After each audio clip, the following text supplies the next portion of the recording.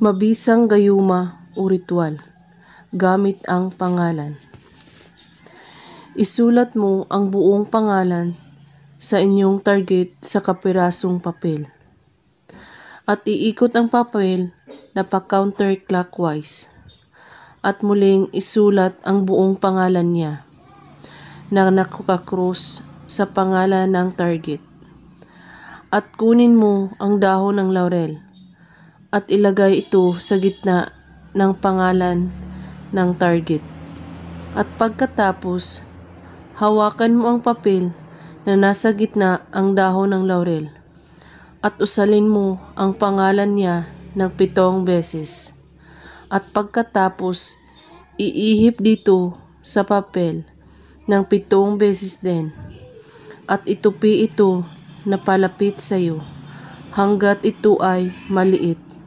At pagkatapos, magsindi ka ng kandila at patakan mo ang papel na inyong tinupi hanggat ito ay mabalot sa patak ng kandila.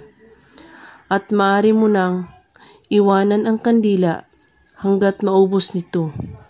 At kailangan walang makakakita nito kahit sino man na may ginawa kayong ritual. Ulit-ulitin ito na magkakasunod na araw.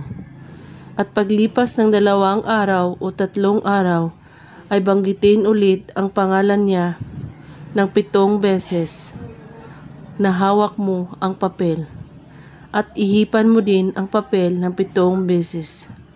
At pagkatapos, ilagay ito sa ilalim ng iyong unan at tulugan mo ito. Gawin ito kahit anong oras at araw. Basta't buo ang inyong paniniwala at walang ibang iniisip at pagdududa. At kung may katanungan po kayo ay magko-comment lang po sa baba.